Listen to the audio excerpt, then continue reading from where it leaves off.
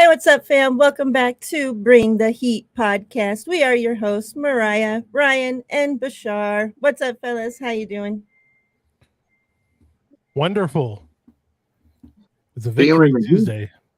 Not really. It's been overcast all day. Sorry, Mariah. I know you are feeling the heat. I am. Yes, Victory Tuesday. The 49ers whooped some Steelers' ass this Sunday, and it was fabulous. We got all up in it. They weren't saying no for shit. You know what I'm saying? It was like it was our anniversary. You know what I mean? Man, it was. That was the Bosa Bear saying hi, by the way. Oh, Hi, Bosa Bear. Before we get into it, what's up, chat? Happy Tuesday. Hope everybody is having a great start to your week. We got 49ers Throwback in the building. What's up, Throwback? Says, make sure you hit that like button on your way in the door. Bebopperoni, not to be confused with pepperoni. You know, Bashar's favorite pizza topping. It is. What's actually. up, You're Bebop? right. Chrissy, hey, Chrissy. Hope you're doing well. Everybody What else up? out there that's listening, you know, that's not saying anything in chat, we appreciate you all too. So fellas, before we get into anything specific, just kind of give me your overall feelings from the game. I'm ecstatic. I was thinking it was going to be a tougher game for us. I think everybody almost did. I think only really like Homer-ish 49ers fans were really going to believe that, really thought that what happened really could happen. It seemed like Kyle Shanahan really made a point to not start off slow like all the other previous years. And it really showed in the performance from the players, I believe. And man, so impressed with Steve Wilkes. Oh, yeah. I mean, going into the game, a lot of people saw in the preseason was that the run defense was terrible and ass. So going into the game, like I did have my worries, even though we weren't playing our full lineups, but I was like, we're going to be able to stop Najee Harris. I mean, I know we got Bosa back, but Bosa will mainly be effective on third and longs. If we're not putting their offense into third and long situations and they're running up and down on us, it's going to be 3-1, 3-2. It doesn't matter if we brought Bosa back, but all that was all for nothing. I mean, so many times in the first half, they kept going 3 and out. Took them forever to get a first down. The defense set the tone, and the offense was beautiful too, man. It was just a great overall game. Yeah, I think that's the best part of it is that, well, for the first thing for that Ryan said is that, the team seemed like they made a point not to start slow. And I seen, after the team came out and started whooping some ass, some people mocking that on Twitter. That was like, oh, this is for the people that the team starts slow crowd. And it's like, even the GM, John Lynch, Kyle Shanahan, several different players talked about, oh, we made it a purpose to not start slow this year because we've started slow in the past. So it's not just us talking about it. They knew that they start slow, So like people acted like that was just something we made up, right? Like, and then people get mad when we criticize anything about this team. I noticed, yeah. And then the next point that you said, Bashar, is that it was like a complete win. Like the offense, like we didn't have to rely on the defense, to keep bailing out the offense because, our quarterback was putting us in trouble, turning the ball over and, throwing pick after pick. And it was the offense played great. The defense played great. Special teams played great. Like, Money Moody even showed up, and had a perfect freaking game. Like all around, it was a great game. Of course, there's always stuff that you can clean up, but there's so many people and fans from other teams this week that had counted us out that thought we were going to go in there and get our butts kicked from the Steelers. And it was just so nice to just go in there. And the Steelers, from the time the ball was snapped, like the Steelers didn't stand a chance. Like they just could not. They got behind, and like you said, 3 and out, 3 and out, 3 and out, 3 and out, and they just like fell behind and never could get back up. Kenny Pickett looked like he was like lost and confused back there, dazed and confused. I don't know what the hell was going on with him. And it's like you have one wide receiver at that point, one of their wide receivers got hurt. And, you have one stud wide receiver that you should be looking to at any time that you're dropping back to throw the ball. And it's like, if he acted like he couldn't find him. I'm like, are you blind? Like, it was crazy. Obviously their defense, we knew that, TJ Watt, there's no stopping that guy. And especially when he's, who he's lining up against, so of course he had a great game, knocked the ball out of Purdy's hands twice. Let's talk about that ball that Purdy recovered. The one. Like, how in the hell do you recover a fumble underneath your butt cheek? Like, he seriously had it under his butt. Like, how did he have enough awareness to even know, like, that the ball, like, where it was going after it fumbled, to be able to then squeeze it under his butt cheek with his hand and be able to stop TJ Watt from his strength. TJ Watt's pulling at the ball, like, with all his freaking strength. The strong-ass TJ Watt. And Purdy's somehow holding it with his butt cheek and his hand and stopping TJ Watt from pulling it. How does that happen? That was pretty funny. You have to be concentrating. Like, so when I was a wrestler, I could almost close my eyes. And long as I was holding someone's wrist, I could almost know exactly where they were going. Right. So because you're so in tune. Not that I can do that right now. But I think his senses were heightened. He was ready to rock. He's a competitor. You know what I'm saying? He's a competitor. So that's just a good sign that the kid, like, even when you could say, oh, too bad, I understand why you weren't able to recover that fumble. He's still, that's not an excuse. He's got to give every ounce. And that's, that's good to have at any player in any position on the field. Yeah. Let me see what's up to a couple of people. We got Alberto in the house. What's up? We got Ryan in the house. Oh, he's already in the house, We got Tanya. What's up, sis? Hello, Tanya. Hello, Tanya. Holly.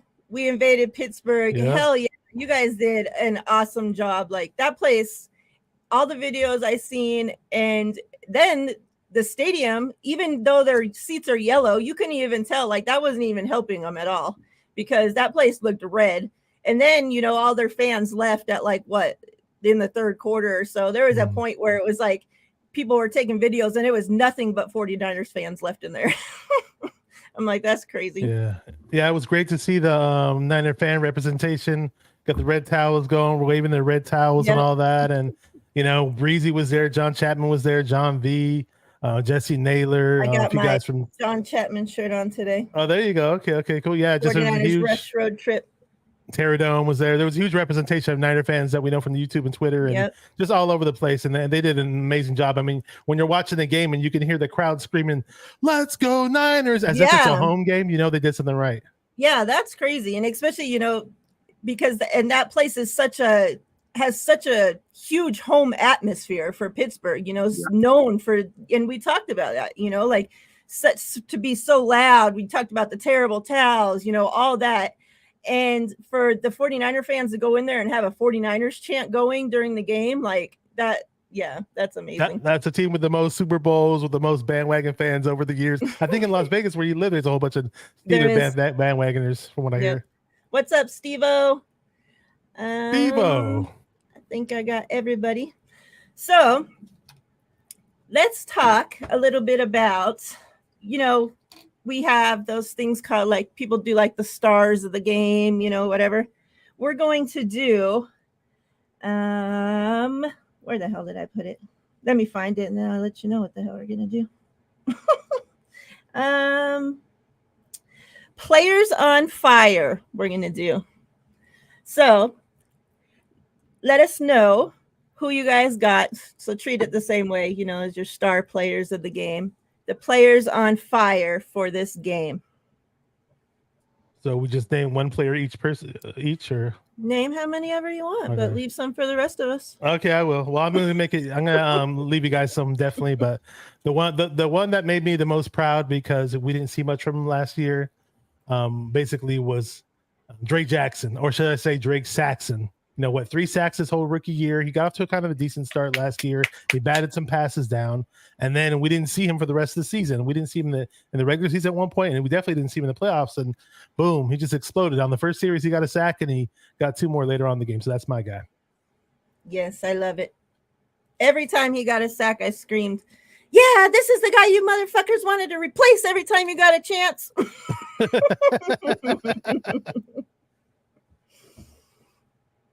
Right. Gosh. Can I say Steve Wilkes? You can. Okay. Because I just think he called such a great game.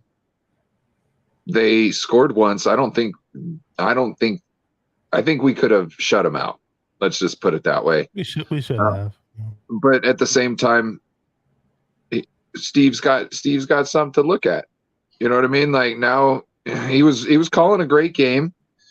Iglesias got some homework to do. He can see what Tomlin saw and address that in the future, because somebody else is going to try and take advantage of that at some point again. You know what I mean? Because it's the only thing on tape that they got that works to advantage. So I think he did a great game. Like, he stifled their offense to the point where, like, Mike Tomlin said in his presser afterwards, we got out coached, outplayed, out everything. And that it was evident by the game. You know what I mean? At no point did anybody think that the Steelers had a chance. I'm going to go Greenlaw. And because he was all over the field, he was missing some tackles.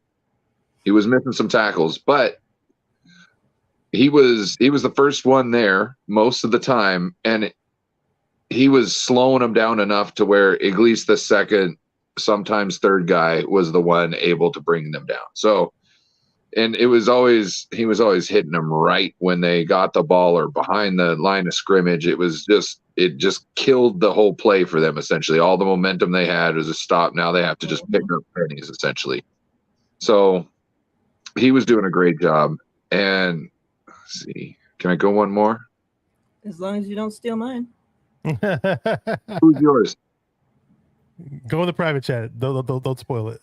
Oh, okay. Let's use that to our advantage. Oh, I'll just say it. Okay.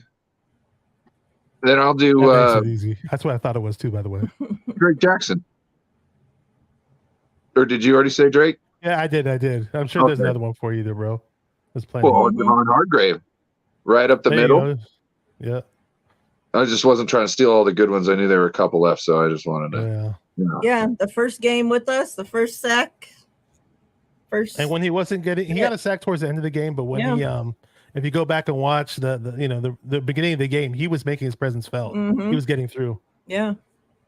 That D line, you figure that's the first time they've even played together at all. Like Hargrave and Bosa only met at the very first little mini camp before, like, right as the rookies were freaking coming. And, so they don't barely even know each other. Like, imagine once they get some playing time together and, all this, like, that D-line's going to be fucking scary. Like, we finally have, again, a solid, like, no, not even solid, a scary, like, 2 middle guys that we haven't had since DeForest Buckner left. There was one sack by Drake Jackson where essentially, like, everybody on our defensive line had got penetration. And the offensive line was trying to run back and just put their body in between them and Pickens. Or, you know what I'm saying? And he came forward because that was the only spot he could run. And that's when Drake did his spin move and came back around to sack him. But like we were getting a lot of penetration there. You know what I mean? It was wow. Yeah. Wow. Alberto Soto mentioned in the chat, Fred, the Mexican Superman. We all know how great he is in coverage, and he did not disappoint. Did not disappoint at all. He's the one who tipped the INT over to Hufanga. I predicted a Hufanga interception, actually, so glad he got one. But it's gonna be one of these days, man. And Warner did have one amazing hit on Najee Harris early in the game, and maybe a few years from now, a lot of people will say that this is the greatest linebacker duo for the 49ers of all time. And no offense to Patrick Willis and Navarro Bowman and them. Those two guys have a chance to do big things. Yeah, I agree. For mine, I'm going with Brandon Ayuk. Not only just 8 catches, but 8 targets. He caught every single ball that came his way. 8 targets, 8 catches for 129 yards, 2 touchdowns, 16.1 yards per catch. Yeah, just amazing. Patrick Peterson didn't stand a fucking chance. He was on ice skates the entire fucking game. Like, I'm so glad that he wanted to sit there and run his mouth before the game saying, oh, I'm going to get an interception. We got tails and all this shit. Like, he couldn't even freaking keep up. Brandon Ayuk made him look so stupid and old. Like, go sit your ass on the couch in the freaking retirement home, old man. Hold my pocket. and how about Ayuk on that CMC touchdown run, the 65-yard touchdown run? Down there blocking. Who did Ayuk level? Who did he? Was it Peterson? I don't know. He leveled somebody out there. No, it wasn't. But man, his blocking and Ray too on that run. Ray too. Yeah, he did blocking down there. He did a better job. Ray, I think, gets more credit on that play because what Ray did without causing a penalty was just amazing. You know what I mean? To have that fortitude to keep your hands on him, but not push him in the back and wait for him to turn around and then give him the shove. Like, he was anybody else in a situation would get too hyped to just want to erase the guy in front of him. And he was thinking with a smart head. And that's the reason why we got that touchdown. It was good stuff. And it was also like Christian McCaffrey also came in and tried to break Ayuk on a play. Mm-hmm. Like, so everybody's paying each other back. Yeah. They're like, wait until I get my chance, boy. I'm going to help you out because you helped me out. Got that right. CMC is my next one. 22 carries for 152 yards and a touchdown. Like, he wasn't even used in the passing game. He was just used as a legit freaking wide receiver, and he ran his freaking ass off. Yeah. That guy, I still can't believe he's a 49er. Like, that Christian McCaffrey, like this guy that I've been just watching, like not just me, but all of us has been watching, like, run over the league for freaking years, and now he's on our fucking team doing it to people, and it feels so damn good. And the final one, I brought him up earlier. I'm going Jake Moody. 3 for 3 on field goals, plus 3 for 3 on his extra points. We know the kind of preseason that he had, and then he gets hurt. So he basically hasn't even kicked really since, that shitty ass preseason. So for him to come in then when it really matters and nail every single kick that he needed to when the pressure was really on him, it was awesome. I'm so happy for him. So, yeah, those are my players on fire. And we can't forget about Brock Purdy. The offense was running on all 4 cylinders, and nothing seemed to phase him, despite the fact that in the second half, McKivitz almost had us, had Purdy get creamed and possibly lost for the season. On that, one of the plays, he fell into the back of Trent Williams' leg. So both those guys could have been taken out on the same play. But good thing they didn't. It was a scare, and it's still a concern for me, this whole McKivitz thing, despite our win, despite how dominant we looked. You're only, he's the weakest link on that O-line. It's so obvious. It's apparent. People were like, oh, well, he's going up against a Pro Bowler, all-pro guy, TJ Watt. Well, I mean, all it takes is one play for you to lose your quarterback and then suck for the rest of the year. So I don't think we want to see Sam Darnold play. But this is what you got to take in consideration for now. Because obviously if we're going into the playoffs, we're not going to have we're going to have JJ Watt type people around, you know what I mean, that we're going up against. But in the regular season, it's not like you're going to have a TJ Watt every week. And the big issue is going to be, okay, is he going to give up just 1 sack against normal edges? Or is he going to give up 2 sacks against normal edges? Because that's the real big. If he gives up 1 sack a game, I can deal with that. Almost, you know what I mean? Like for what we expect of him, 1 sack a game, I can deal with as long as nobody's getting broken in half, right? If it's just a nice sack and good on you, okay, there we go. But it's if he can't stop average people. Yeah. Yeah. Go ahead.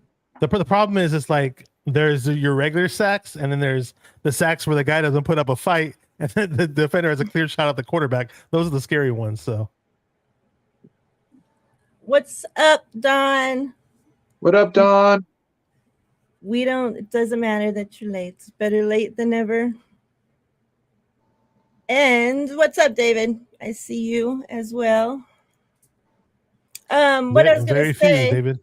What I was going to say about Purdy as well, and I have put this tweet out, is that there was some concern and worry that, how he was going to be, in real live game action coming back from that injury. Was he going to be, how was his mentals going to be? Was he going to be skittish? Was he going to be worried about getting hit? Was he, like we saw him play a few plays in the preseason, but he's going against, basically Joe Schmoes and, not TJ Watt for sure, not barreling down on him, so, and, I put out this tweet that he looked like Brock Purdy from before the injury, cool as a fucking cucumber back there, I watched and I couldn't tell that he was coming back from an injury, not one single bit. And I think that as a 49ers fan, that's the best thing that we could have hoped for, because we watched when Jimmy came back from his injury and him never be the same. Oh yeah. When, after we paid him and then he came back for those couple games and then got hurt with his ACL or whatever the hell it was, he was never the same after that.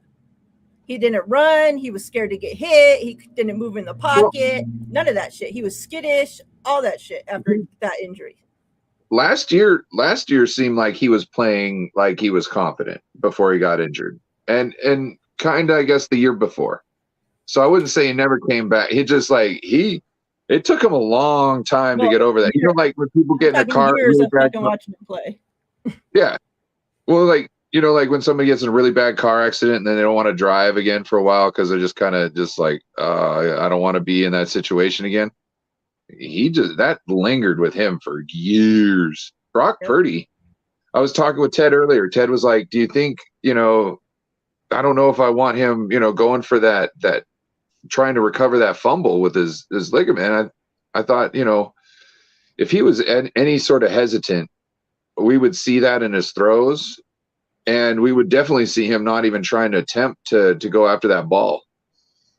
And he has not missed a step. He is just the same. Mentally, he's the same dude. Stone cold killer when it comes to that. Same dude. He is not scared. He hit that wall and he got back in the car and was like, let's go, guys. What are you looking at? Let's go. Man, that kid, he's a fucking gamer, man. He hits that field, and prior to the game, my wife was like, that's our quarterback. He looks so young. And I'm like, he's older than Trey Lance, and she's like, he is. And I'm like, yeah. And she's like, look at his face in his helmet. It looks like he's so little. He has this little face. And then he's like, he looks like this little boy, right? And then he gets onto the field and he just hits the switch and he just turns into this freaking animal out there. He's doing all his celebrations that he does. And I love that we have a quarterback that's like that. I love that kind of stuff. Instead of this boring ass fucking quarterbacks, I like that. I love the shit that Purdy's doing out there. I want to say this, sure, I was skeptical. A lot of other people were skeptical because of the injury. It's not a common injury. Even ACLs, as severe as ACLs are, we have a long history. We have all this data based on ACLs and recovery times. So it was a huge question mark for a player to come back. And we thought maybe by week 4 he'd be back and ready, but we didn't know if he was going to be the same guy. We didn't know if he'd have the same type of throwing motion. We didn't know. We just didn't know. We thought he'd be hesitant maybe, but all the above. He checked all the boxes. He looked like the same exact guy. And in general, when you compare Purdy on the field to what we've seen in Jimmy G in recent years, so far so good. I can watch the games calm. I don't sit there and cuss the whole time. I don't get mad. I don't leave voice messages for my friends and saying, what the F is this guy doing? Blah, blah, blah, blah. I don't see balls thrown completely over receivers' heads. I don't see balls thrown late to where the receivers get killed. All this frustration that I've had in the past, but everybody said is gone because, and I know Jimmy G won all these games, but there were so many times during the games where I just flipped, and I just lost it because it was just so frustrating to watch him botch so many plays. But you don't see that, and the proof is in the pudding. We're scoring more points with Purdy in the offense. Mm-hmm. It seems a whole lot more smooth, and just protect the guy. I mean, if Kyle has to make a move to bring in another tackle, please do so. There's a who's that tackle that's available now? I believe was the Bengals just released him. Lyle Collins, I believe, is available right now. Go get him. Do something. I like Purdy, man. He's looking good. That what you say about Jimmy is so true because after our game, I was watching the Raiders game and like I put out a tweet during the game and I was like, thank God that we have Purdy because I am so happy that I don't have to deal with watching that and stressing about that anymore. That's not our problem no longer. I didn't watch the Raider game or the highlights. We won games, but the way, and he won the game, the Raiders won the game, but the way that they have to win the game is just so stressful. Like, down there in the red zone, throws a freaking interception. So then he has to lead them down there at the very last minute to score a touchdown and take the lead, and it's just like, oh my God, like I'm so happy that I don't have to freaking deal with that stress anymore. I need to go back and watch these highlights. I haven't seen the Raider game yet. Not just that, but like when he's making those, like in the middle of the game, when he's doing the 3 and outs and stuff like that, and he's not finishing drives, when he's doing the check down 4 yards in front of the line of scrimmage, or not in the line of scrimmage, but line to gain, like that's just causing your defense to wear out the whole time. So if you go down and make that game-winning, the game-winning score, now your defense has to hold the other team from scoring now again. And if they've been gassed the whole time, then that's even tough. He's not a good recipe for success. Let's go to Throwback says, I have one question. What's your favorite play of the game? I'm going to give you one. This is not the obvious one. It's not going to be one of the touchdowns or one of the big defensive plays that I get up and I cheer for. But this was the one thing that I really, really loved about the game. And it was early on in the very first drive that we have. 4th and 1. We didn't go for a damn field goal. We all gas, no breaks. We went for it. Kyle had the confidence in whatever play he ran against that defense. He had the confidence in Purdy to convert, and he threw it to Kittle to the left side of the field, and Kittle ran for some yak yards and got about 8 or 10 yards on the play. That was my favorite play of the game because it showed that we weren't hesitant. I like it. Yep. What you think, Ryan? Fred Warner meeting Najee in the hole. That set the tone. After that point, everybody on the Steelers knew what time it was. And the 49ers at that point knew they had to just keep up with that bar they just set, and it was going to be a lock. And I think everybody knew that after that hit. You know what I mean? Like, I think that explained everything. I don't think Najee came back in the game for another quarter after that hit, if I remember correctly. Because I remember the announcer saying something about it.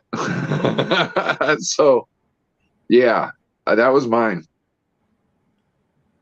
I'm sure there was probably a bunch that I'm forgetting about, but off the top of my head, I'm going to go with the one that the Ayuk touchdown where he put Patrick Peterson on the skates in the end zone, and Patrick Peterson falls down. Ayuk comes out, and Patrick Peterson falls down in the end zone over here. I'll go with that one. Just because, nice one. That was really nice. The throw was really nice. The throw, the catch, and in reality, if Ayuk didn't catch it, that should have been a PI call, in my opinion. I don't know, but at the end of the day, he still caught it. So cool. Yeah. What's up, Donald? Sim. What's up, Sim? Jerry. What's up, y'all? What up? Let me ask you guys this, since Throwback threw the question out there. Mm-hmm. Which I'll go last. Which play pissed you off the most?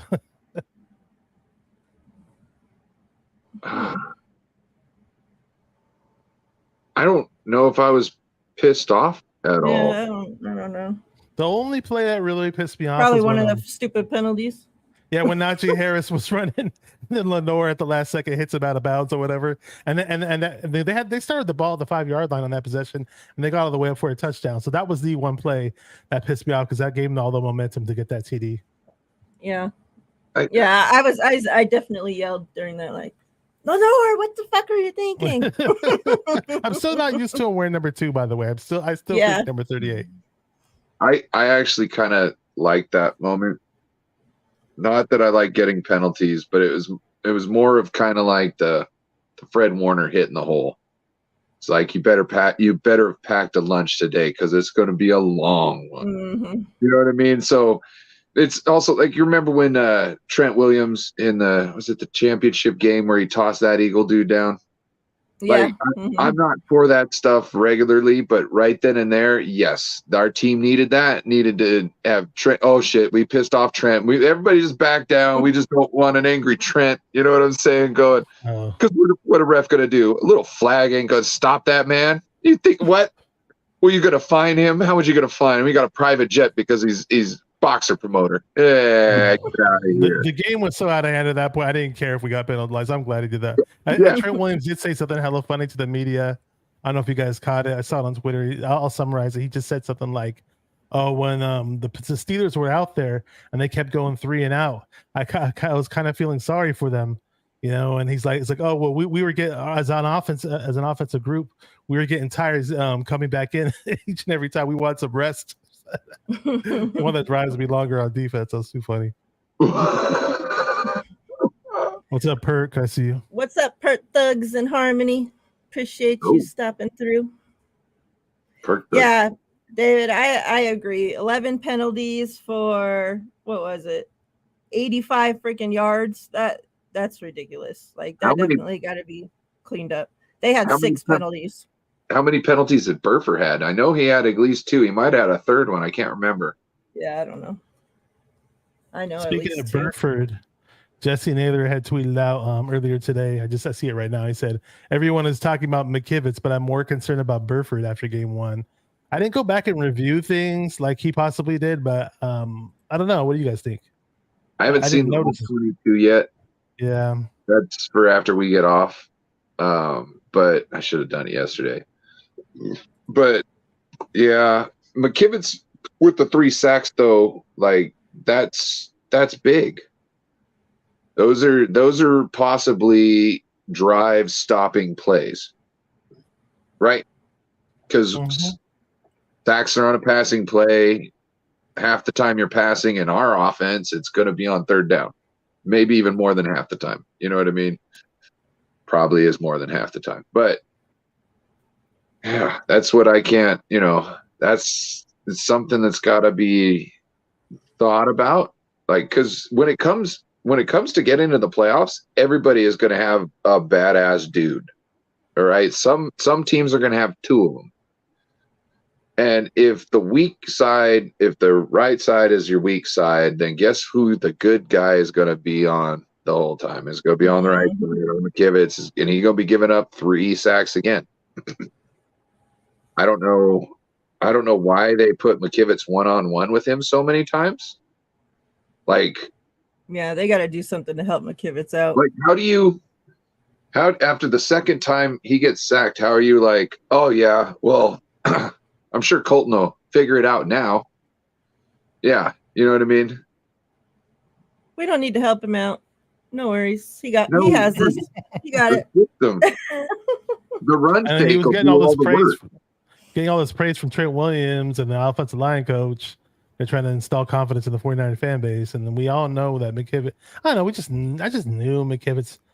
I mean, if McKivitz was the answer, why wasn't he starting over McGlinchey at one point in time last year? Then that's all I got to say. Well, because McGlinchey's a 1st-round draft pick. You don't just bench him for a guy off the streets. But does roster politics play a part of this? What if they start saying, "Well, Colton McKivitz is fine. He just needs reps." Well, I'm not ready to just write him off. I'm not just gonna say he's freaking trash after facing TJ Watt in his first game as a starter either. Exactly. I'm not. We've got to keep our eye on it. You know what I mean? hopefully Bosa being back for an extended period of time. Obviously, we didn't have Bosa in training camp to work up against these guys, and iron sharpens iron, as they say. Hopefully that helps because he is our premier pass rusher. McKivitz brought that up as well. Oh, he did. What did he say? That it sucked not having Bosa to go against in practice for that reason. It helps. What's up, Dan? I see you, bro. Yeah, you know what? up, and I want to mention, we mentioned Drake Jackson. Clelin Ferrell looks really good in a Niner uniform so far. What up, from what Snap? I see. Snapple facts. What's up, Snap man? You got I like Clelin Ferrell though, man. facts? Clelin Ferrell looks like he fits in a Niner uniform, and this like collective pass rush looks like it might be pretty damn good. I agree. We were giving them fits. What was that, Ryan? We were giving them fits. Yes, sir. To wrap up the Steelers before we talk about the Rams for a few, were there any players that you thought, besides, the O-line that we've been talking about, that you thought needed to heat up a little bit? Well, I'll say this. Elijah Mitchell, perhaps he didn't really look like the Elijah Mitchell that we're used to. Yeah, no, he didn't get a big sample size, but I just expected more out of him. And usually he produces, usually he performs, and hopefully the guy can stay healthy because we all know how talented he is. What did he have? I wouldn't even have played him. He had 5 carries for 10 yards. Yeah, not your typical day for Eli. I would have let Jordan Mason do it. I'm not. Elijah Mitchell is my backup workhorse to me. You know what I mean? He's the next thoroughbred in the stable, essentially, and I'm not gonna use him in killing clock time. I'm gonna use Jordan Mason, who is the guy who doesn't get as injured, as far as we know, as much as Elijah Mitchell, and save him for a game where maybe Juice is injured a little bit, and you might want to just have him sit, you know what I mean, and not do anything and aggravate it because you got a harder game coming the week after. And so then you want to lean on Elijah Mitchell, and I just want to keep him fresh until we need him.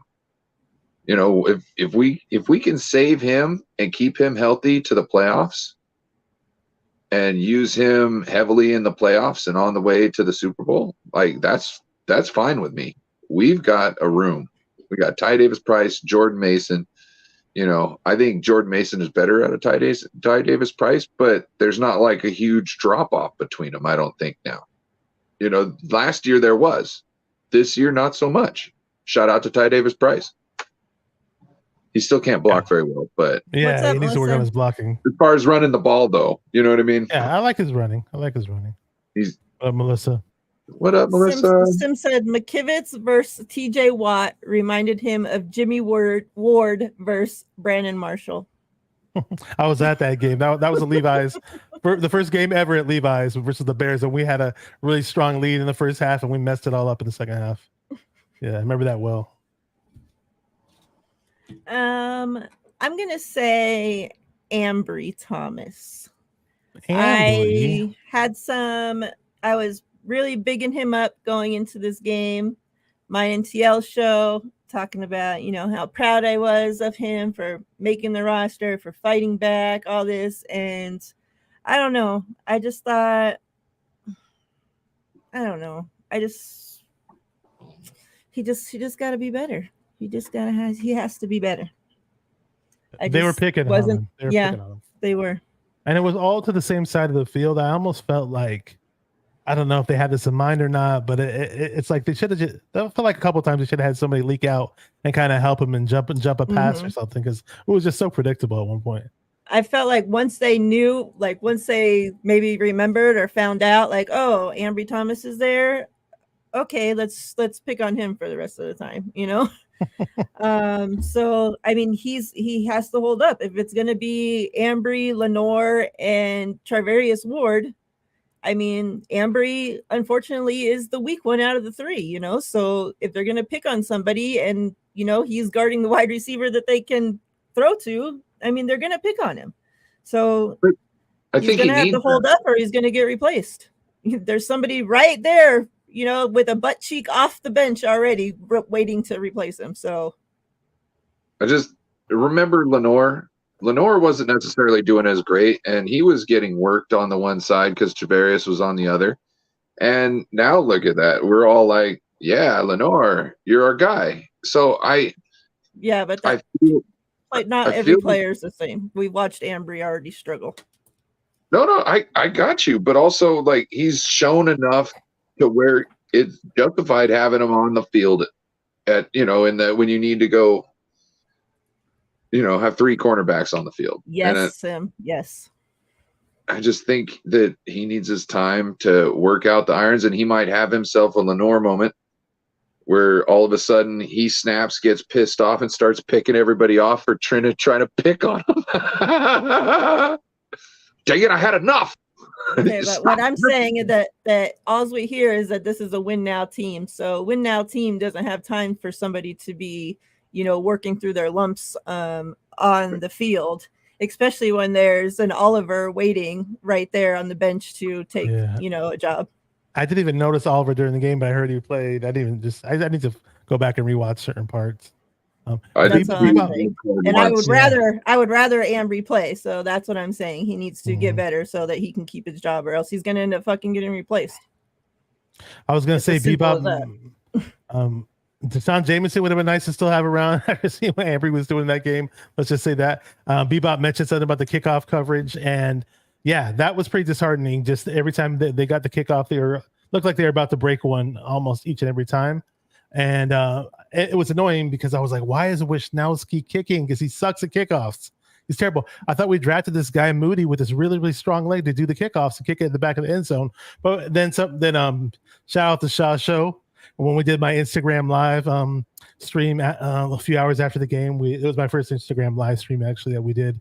And Shaw Show joined me, and he basically said that he thinks it's because Moody's coming off an injury and they didn't want to stress his leg out. Yeah, that's what they said during those. Presser, and then Shaw Show tagged me on a tweet actually, and then they said the same thing he pretty much said. So I was like, okay, now it makes sense. They said they're going to ease him back into doing kickoffs later in the season though. Hopefully it's sooner than later though.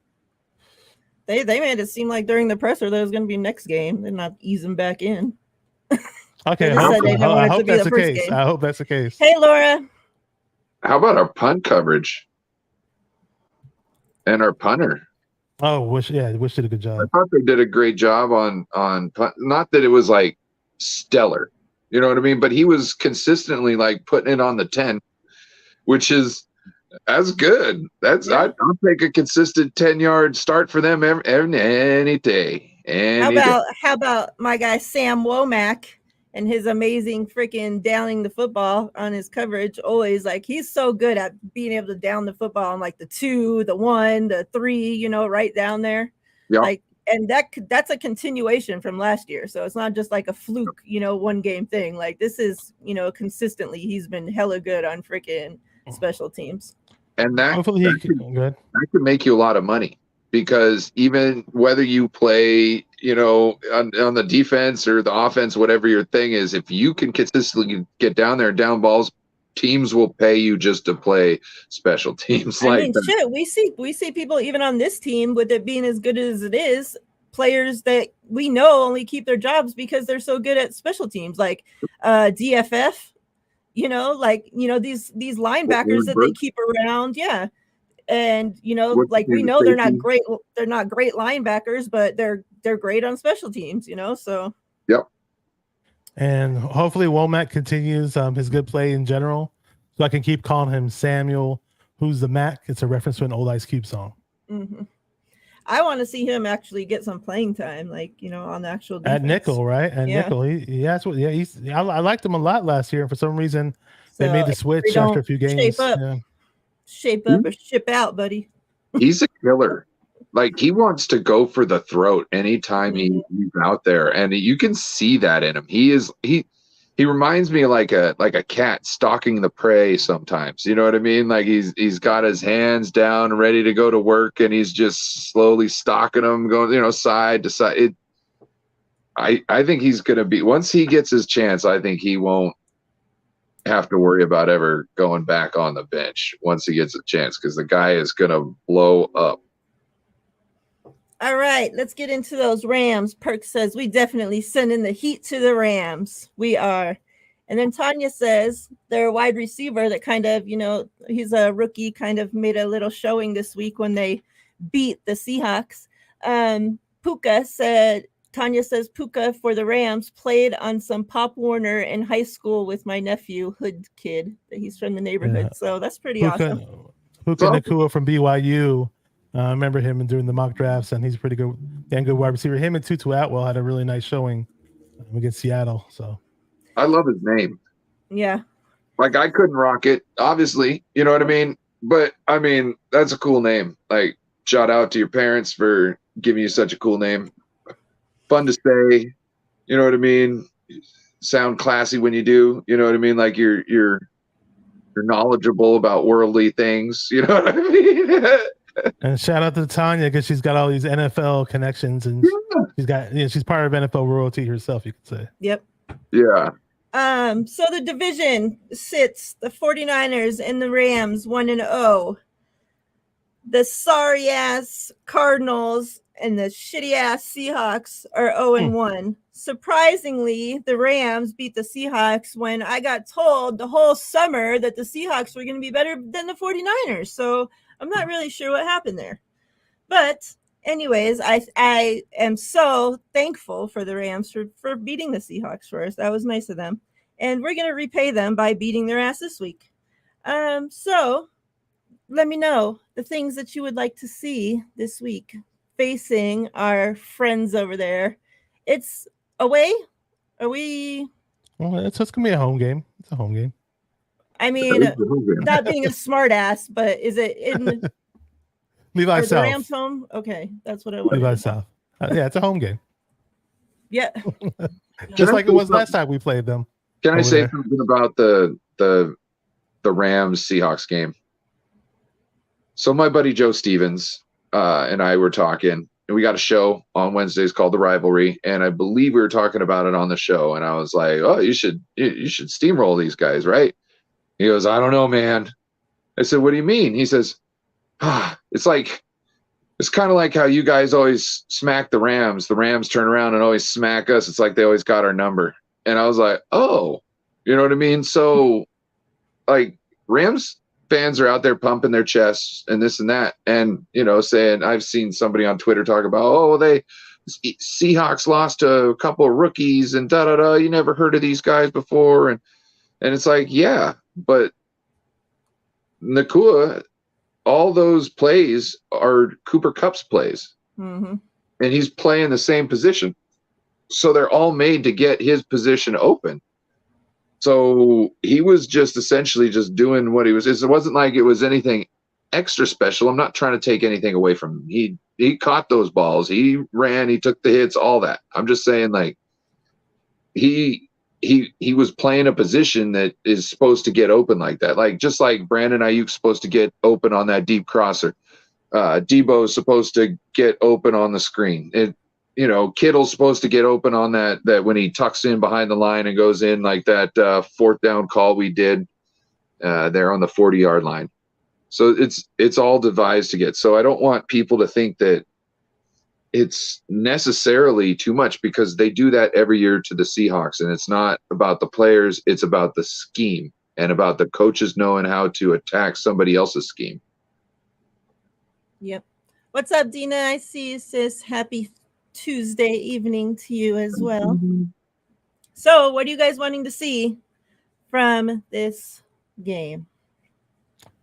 Stafford looked pretty damn good in that game coming off the injury. Even though Cooper Kupp didn't play, he had a nice showing with those two rookie receivers that we mentioned earlier, Tutu Atwell, Puka Nacua. And I didn't expect those guys to be that good right off the bat, but we might have, some our work cut out for him with those guys. I don't know. I don't know if Cooper Kupp is going to come back. I don't know how. I think he's going to be out for about 3 weeks. Yeah, so he's going to be out for a bit. Their running game doesn't scare me at all, though. So it looks like they're going to be in passing situations, which, in my opinion, does favor us a lot. I mean, with the way this pass rush is looking, Drake Jackson, Clelin Ferrell, Hargrave, Bosa, maybe Armstead. I mean, and we still haven't even done a whole lot blitzing wise. We didn't really need to, but Steve Wilkes is known to love the blitz, and I didn't even see Jair Brown out there. I mean, just imagine if we start blitzing guys like Jair Brown and Hufanga every now and then. You never know. So we're gonna have the home crowd again with us there. I mean, there's a lot of Rams fans there too, but there'll be tons of Niner fans there. It's gonna be a lot of fun. And on top of that, I mean, we all saw what we did to them last time, and that was with Jimmy at quarterback. And I just have much more confidence in this offense with Brock Purdy in the mix. So it should be fun. Real quick, what's up, Andyland? And I love that game. Candyland is one of my favorite games when I was my freshman year. We were classmates. Cool guy. Oh yeah, in high school. Yeah. Oh, okay. Yeah, that's. I don't know if that's a play off that game, but that's. It is. It has to be. It has to be. Yeah, that's one of my favorite. That's still one of my favorite games. Let's be honest, not just when I was a kid. Okay. I used to have a crush on the lady. On the what lady? Oh, I thought the ladies on Candyland looked cute. I'm sorry. I had a little crush when I didn't know I had a crush at the time, but I was crushing a little bit on the Candyland girls. I'm just saying. Hey, confessions. There's the cuties on there. You know what I'm saying? These are confessions. They're a little thick too. They're a little bit thick. You know what I'm saying? Just it's enough. It's nice. It's good. It's good. What do you want to see? Besides some thick Candyland girls. Huh.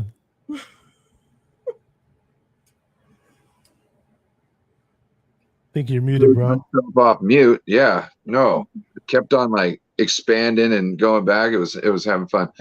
I want to see us dominate the line of scrimmage. I'd like to see us make Aaron Donald irrelevant.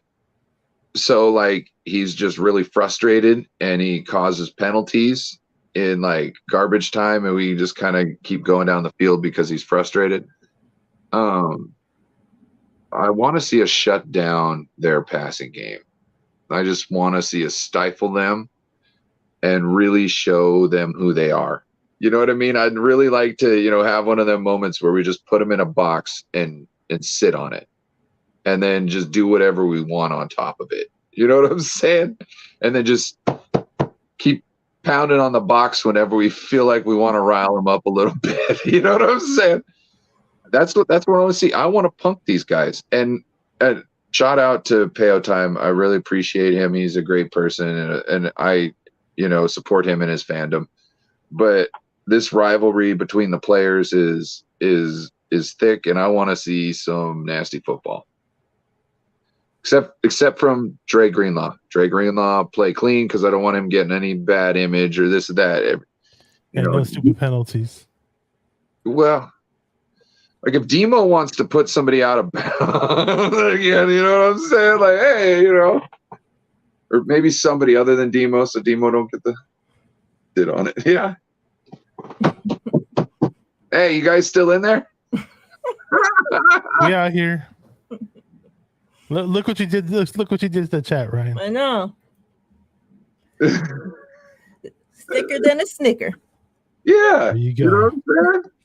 I really hope as well that the 49ers just go out and punk these guys because, they beat up on the Seahawks and their fans are walking around crazy thinking that they're going to do something this season. Like just 2 weeks ago, you were telling us that you guys were going to win 3 games this season. Now all of a sudden they're going to the Super Bowl again. It's like I can't, right. It's like, so I really hope that the 49ers just walk in there and do to them what we do to them, and I would be nice to, if like, how the Dallas Cowboys game looked on Monday, like if we do something like that to them, like a 40 burger and, they just leave a big 0 on their side. Something like that would be fantastic. Mm-hmm. Who knows? They might start pumping in fake crowd noise like they did to us in the NFC Championship game. Well, did you see that picture going around with those fake fans at the Chargers?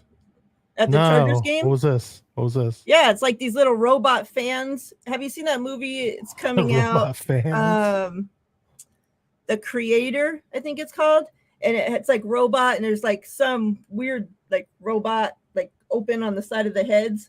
It's going around all over Twitter. I gotta see this. Yeah. It's like Mr. Roboto. And there's like it's a guy and a girl like sitting at the Chargers game with Chargers clothes on, like in the fan, next to the fans and everything. And yeah, they're robots.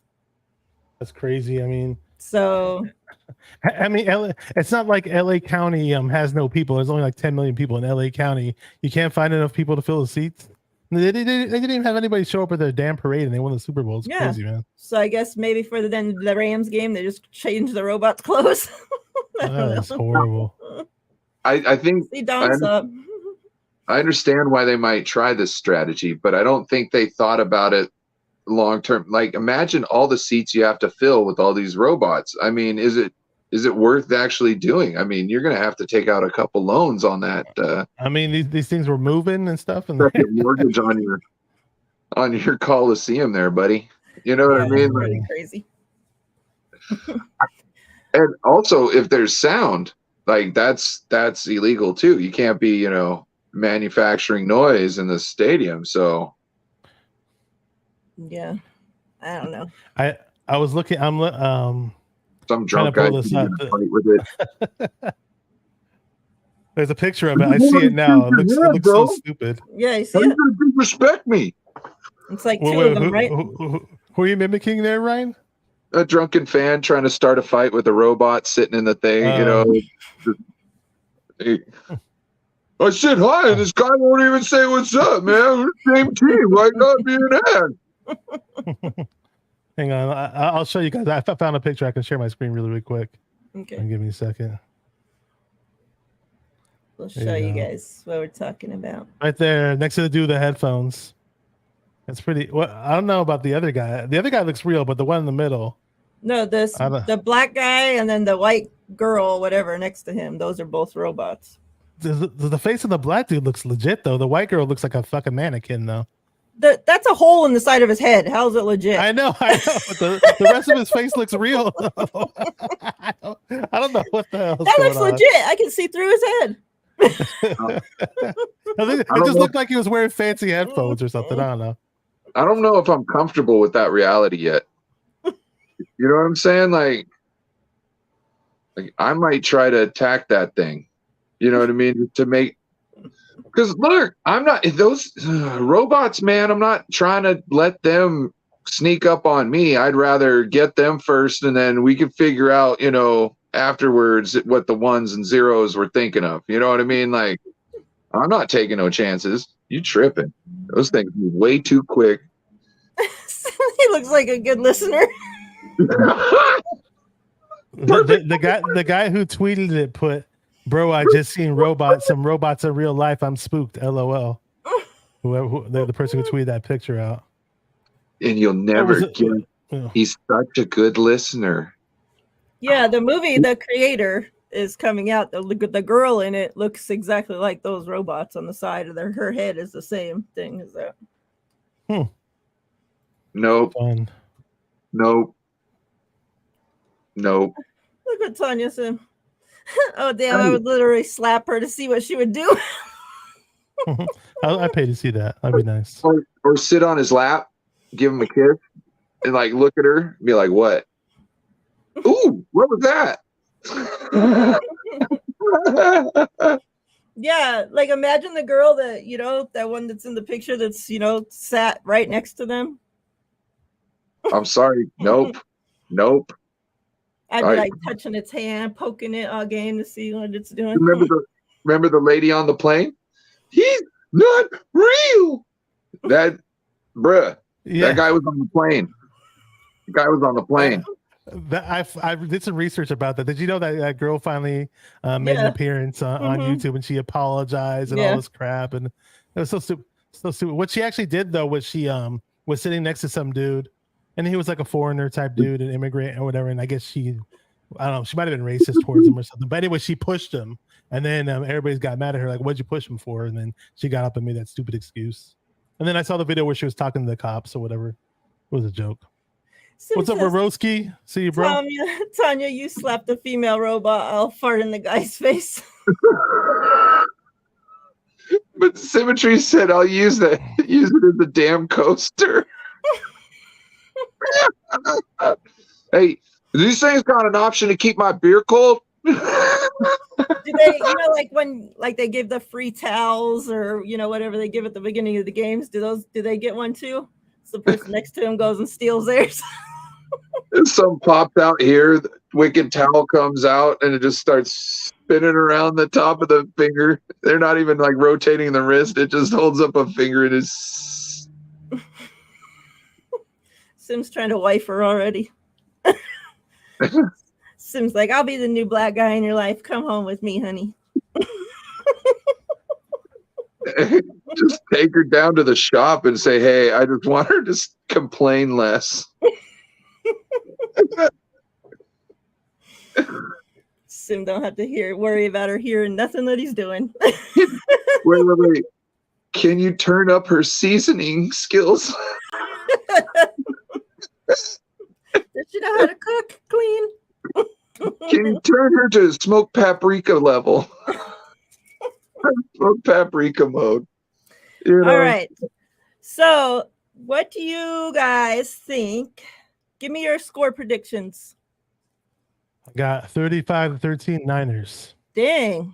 I see them. Yeah, I see the Rams just kicking up field goals. Maybe the third lucky they'll get one touchdown. 35-13 Bashar.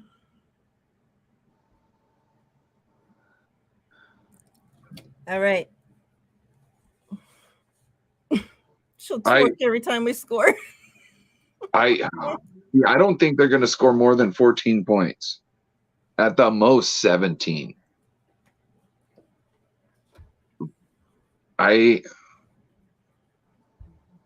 You said 13, Bashar? Yeah. Yes, I did. I'm gonna go 14. And I'm gonna go 37. Ooh. I like it. Chat, what you got? What's your score predictions? Let us know. And for fun, I did find more pictures of those robots. You think we're going to go in there and kick ass? You think it's going to be a close game? How you guys feeling? I'm going with 31 to 3. Oh, we laying it down, huh? I really want to go with 31 to 0 in my heart is what I'm going with. Okay. But in my brain, I'll just say 31 to 3. So one of those. Which I feel could totally be true if we're firing on all cylinders like we were on Sunday. And those are more of the robots right there, by the way, in the crowd. Yeah, see, his shirt says The Creator. That's a movie. Oh. Mm-hmm. But then, look, they're just putting regular jerseys and shit on them. So that means during the Rams game, they're going to have Rams shit on. That smiley face. You're not going to see a big difference from the robot fans to the real fans because they're both going to be quiet. So, yeah. I'm sorry. Don says 38-15. Taking one of those axes from the fire escapes, and I'm going down there and getting at him first. Right there in the neck. Cut off all the sensories to the visuals, so it can't see me, and hopefully I can get the second one before it gets me. That's all I'm saying. Steve-O says 32-11. Sim says victory. I never predict scores. All right, that's good. Tanya says 31-14. Okay. Melissa 35-10. 49ers win. Dina 31-17. Got Jerry with 28-17.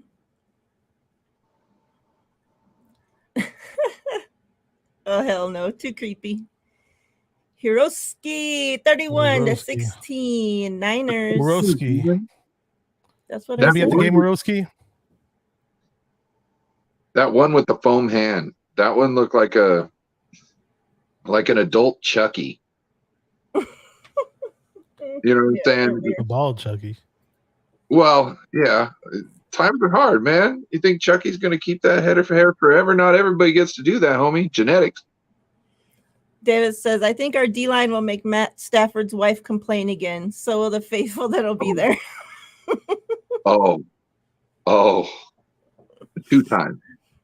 Two times. I can't stand her more than I can, more than Matt Stafford. Like I like Matt Stafford more than his freaking wife. Like she's You so know what we damn needed annoying. there?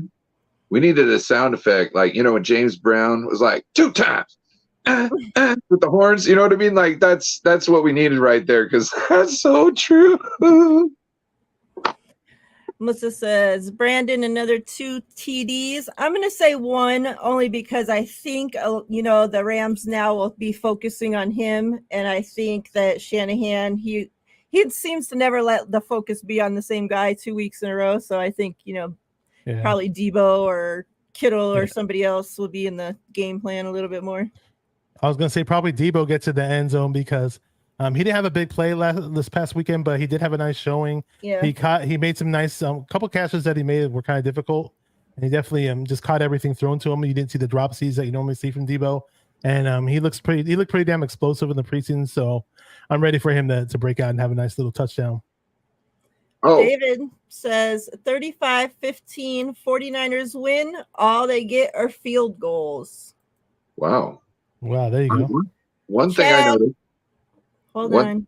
Okay. Hold on, please. Hey, Chad says 24-10 49ers. All right, go ahead. The one thing I noticed is they were using Ronnie Bell as like the up back or the safety guy in the victory formation. So normally I think it's just normally a running back there that Kyle puts back there. And so when I saw that, I was wondering if this is like him putting him in there, and maybe later we have a play that comes out of that. Because, like I said, he normally has a running back there. But I don't see why like a Ty Davis Price couldn't be back there in that situation. But so I'm just Ty Davis Price wasn't active. Yes, you're right. Or like Jordan Mason couldn't be back there. You know what I mean? Like the last guy on the running back depth list. So I don't know. So something to think about. Sim says he used to use Richie James in victory formation. Yeah, that's right.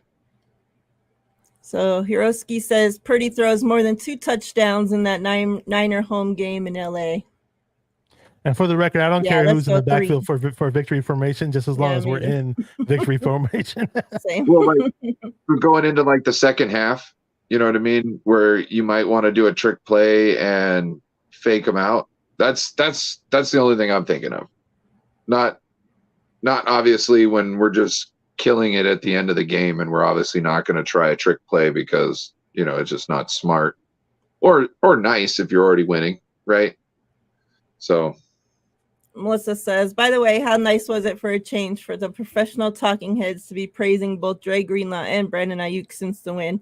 I honestly, that's awesome, but I wouldn't know because I don't listen to any of them, like none of them. So like I'll see clips, if somebody posts something on Twitter, but other than that, I have no clue what any of them say. Same thing. Because I don't spend my time listening to those people. Yeah. I did hear someone say, Brandon Ayuk is the number one. I don't know if you know this, but Brandon Ayuk is the number one wide receiver on this team. And it was like, we've been saying this for a year and a half now. Yeah, we've been trying to tell you idiots. There were a couple people. I don't know who his content creators, but there were some people. I was saying Ayuk's number one. Like, no, it's Debo. It's Debo. Like, where are you getting this Debo talk from? I know he can make big plays, but Ayuk is much more seasoned as a wide receiver and he's much more polished. Yeah. That man catches anything that comes in his big ass radius. Also, you know what I noticed too? You notice how when he gets hit, he'll cock another leg up and swing it around like this so he can like use one as a pole to then flip his hips and try and get over the player or the hit to try and stay on his feet. It's kind of like, I don't know how to explain it, but he's always trying to stay up on the ground on his feet to the point where like Brandon Ayuk, he'll like when he gets hit, he'll bring it the leg that's not tackled or being wrapped up on, he'll bring it up and stiff and he'll swing it out the other way to try and like throw himself off balance, but to try it because he's already stuck at that point. Mm-hmm. So he just kind of throws himself around to try and get himself free. but also put himself with a stiff leg on a stable platform to push off of once he plants. So, like, we might see a crazy play where he gets free doing that and does some nasty shit. Yeah. Sim says dead leg move. Or as Dead Aaron from leg 49ers First Take says, the stanky leg. He does a stanky leg. Real quick, and then we're gonna get out of here. Melissa had brought up something about MetLife, and it just reminded me about the Aaron Rodgers thing. Like, what were you guys? Did you guys watch the Monday Night Football game last night? Were you guys watching when that happened? Like, I can't fucking believe it, man. My heart just like, I feel so bad for him, for the Jets, for Robert Saleh, for the Jets fans. You know, like, to have everything, you know, like the whole off-season ordeal, you know, then to be on Hard Knocks and just have, like, you know, so much everything going into the season, you know, so many people looking forward to this season for them, and to last, you know, freaking, what was it, seconds, you know, however long, like, oh my God. Yeah, that's like, I feel so freaking terrible for them. Like, that's sick. Like, do we see Aaron Rodgers even fucking come back from this? Or do you think he retires now? Because a torn Achilles ain't no freaking joke to come back from. And especially when you're, 40 years old, however old he is. It's a tough call, because out of everybody, I see him being a person who would do it just to show that he could. You know what I mean? Mm-hmm. But it's 50-50 to me right now, you know, without hearing anything, him saying anything, I can't call it. It's a coin flip to me. But other people, like a Kirk Cousins, I could see him saying, "Oh, I'm out of here. I'm good. I got all my money, you know, guaranteed." You know what I mean? Like, I'm out. Cool. I didn't get there. I didn't have a great career, whatever. I'm out. It's good. You know, I'll stay home with my family. But Aaron Rodgers, I caught the game like towards the end of the fourth quarter, so I saw when Zach Wilson was playing, obviously, and now it said Aaron Rodgers zero. He only had one pass attempt. So did that happen on the first series? Because I didn't see the beginning of the game. Mm-hmm. Wow, that's crazy. I believe it was 3 plays. Yeah, I tuned in right after it happened, and watched the whole game. And I can't remember when I saw the play, but once I saw it, I was like, "That's Achilles." There could be ligament damage in the ankle. That could be the thing. But to me, like, I don't see how you injure the ligaments in that situation without busting an Achilles. It's just too much stretch. And yeah. And I felt like he knew, you know, and people say when it's your Achilles, obviously I've never torn mine, you know, but people say when it happens, you know, like, that it's a pop that you know right away. And like, you could tell he like just stood there, and then like he sit down, he freaking chucks the ball at the ground, like pissed off, you know, like you could like tell, like he knew right there his season was freaking done. I remember that game we had against the Jets at MetLife. I mean, we lost Bosa on one play, back-to-back plays. Like, back-to-back plays, we lost Bosa and Solomon Thomas due to the bad turf. And then the following week, we lost Jordan Reed, our tight end, in the same stadium against the New York Giants. So you figured that would have been a red flag. I know it wasn't their players, but still, it could have easily happened to their players. But I guess they didn't care to change the field. I think they actually changed the field since then. Yeah, but it's still turf. It's still turf, though. It's not grass. It's not grass. I got you. I'm just saying they they can change it 60,000 fucking times. They keep changing it to turf, so it really doesn't matter. I think they built that on an Indian grave site, and they were told beforehand, and they were like, "Nah, we're gonna do this anyways." And the elders were like, "All right." They said that about Levi's. They debunked that about Levi's. Some Niner fans were making that up, that it was built on an Indian gravesite or whatever, and that was never the truth. Maybe now that, you know, with everything, it always takes, you know, for anything to happen. Like they say, like, you know, even like with the streets, you know, like they don't put a guardrail in the middle till it takes so many freaking accidents and people have to die. And then finally they put a freaking guardrail in, when they could have just put one in the beginning and saved so many fucking lives, right? So maybe, you know, this will finally be what it takes to finally get them to get rid of the fucking turf and get grass in there. Because as soon as it happened, you had so many NFL players again come forward and start putting out tweet after tweet after tweet, like tweeting at the NFL, like, get rid of this fucking turf. Enough's enough. We're sick of this. Like you're ripping out the turf and putting in grass for soccer players on our stadiums, and you're making us play on turf there. Like it's fucking sick. Like these football players deserve better. And it's disgusting that these people are making them millions and millions and billions of fucking dollars, and they can't give them grass to fucking play on. Like, David Bakhtiari from the Green Bay Packers was tweeting about that, saying pretty much the same thing what you were saying, minus the F-bombs. And correct me if I'm wrong, just chat and everybody on the panel, considering that this game went pretty well and I have nothing negative to talk about, minus a couple of little small things. I didn't drop any F-bombs today, I don't think, right? I think I was pretty clean today. Just saying. I don't understand how the owners wouldn't want to protect their investments. Like, not everybody is on incentive contracts. You got people who guaranteed a lot of money and they're playing on the same shitty turf. So it makes no sense. There should be every place that can have it done should have had it done by the start of this season. And any teams that necessarily, have to come up with a different idea to try and, get grass in there somehow because of whatever their situation is, should be put on a plan where they have to have grass by a certain time, and they get they get a certain amount of, there's some sort of a fund where owners can borrow money, then they get money that they can borrow to put, so we get this going, you can pay it back when, let's get it done. What are we doing?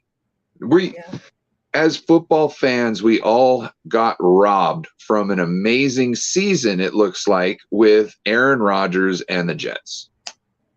Yeah. It makes no sense. Crazy. It's cray. It is cray. All right. Well, alrighty then. And no, Steve-O, we can talk about, first of all, whatever the fuck we want. And second of all, we just spent an hour and 10 minutes talking about the 49ers. Last week's game, this week's game coming up with the Rams. And because I want to close on talking about Aaron Rodgers for 5 fucking minutes, I'll do so. Thank you. Bring that heat. Go. Ryan's bringing the people heat. trying to tell us how to fucking run our show. Like, if you don't watch it, don't come. I mean, it's that fucking simple. Like 5 minutes of talking about Aaron Rodgers and you want to be in the chat fucking crying. Like, it's ridiculous.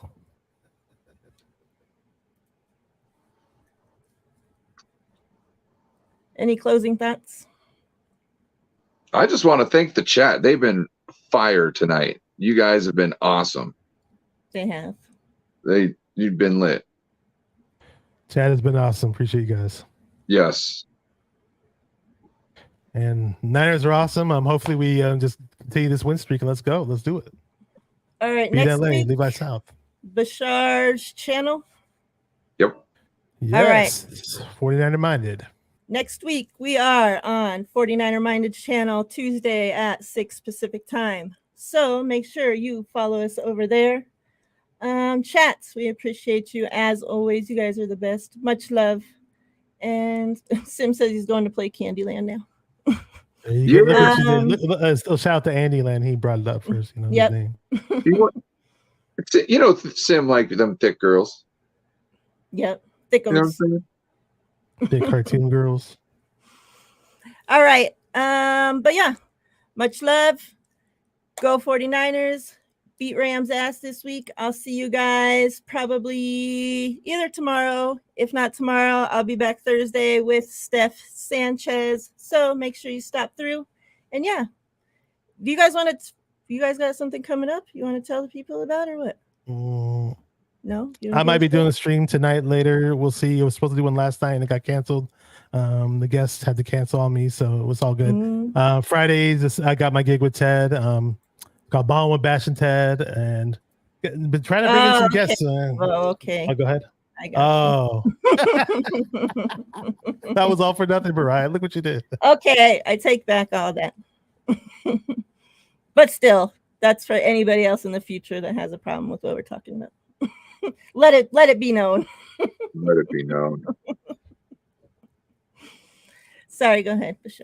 Oh, and one more thing. I'm gonna try to do like on my Instagram page. If you're on my Instagram, my boy Hannibal is a local comedian that I used to do comedy shows with back in the day, and he's very active in comedy. He's actually building a good resume for him in the comedy field. We're gonna do like a weekly thing on Instagram, so definitely check that out. Our IG lives.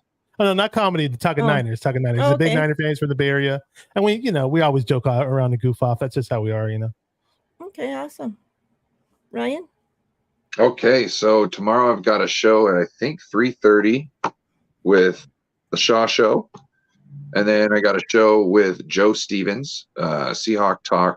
It's called The Rivalry, and then see Thursday. I got anything going on? Oh, I'll probably be. I'm streaming the game Thursday night. Come through, and then Friday night. Obviously, the Friday night we got the pregame, and then we got the after-hours show. So make sure you tune in. I can't remember whose channels it's on this week. Mine was last week, so it's probably either on Bryant Culp's, Corey Davis. Those are some good channels to look for us on. Yeah. All right. Sounds good. Make sure if you guys are subscribed to everybody's channel and have the bells on, then you'll be notified when everybody's going live, so you won't have to be trying to remember everybody's schedule. If you're not subscribed to 49er Minded and No Border Sports, their link is in the description of this video, so please make sure you go click on it and subscribe to their channels, as we do rotate the show every week. And yeah, we'll see you next week. Much love, fam. We are out of here. Kiss the bear. Goodbye.